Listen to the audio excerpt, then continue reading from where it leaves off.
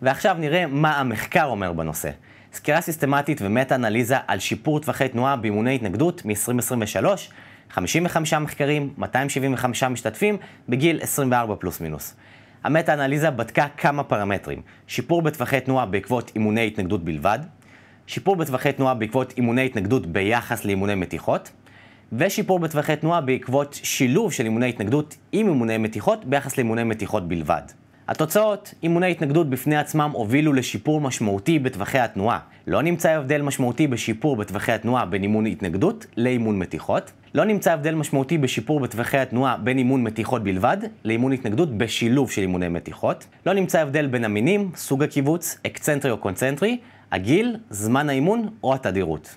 מתאמנים לא מאומנים שיפור את טווחי התנועה יותר ממתאמנים מאומנים, וזה הגיוני, כי הם לא מאומנים ויש להם יותר פוטנציאל שיפור. ואימוני התנגדות עם משקל גוף הציגו שיפור נמוך יותר מאשר אימונים עם משקולות, מכונות או פילאטיס. אבל הסיבה לזה כנראה שאימוני משקל גוף בתרגילים שנבדקו לא אפשרו להגיע לטווח תנועה גדול. למשל בשכיבות צמיחה אנחנו מוגבלים בטווח התנועה על ידי היקף החזה והמשטח, למשל על הרצפה, לעומת מכונות ומשקולות שמאפשרים להגיע לטווח תנועה מקסימלי או קרוב אליו. אז זה לא אומר שאי אפשר לשפר טווחי תנועה עם משקל גוף, אלא רק שצריך לקחת בחשבון טווח התנועה שבו עובדים. למשל בשכיבות צמיחה אפשר לעבוד על ידיות או הגבהה כלשהי.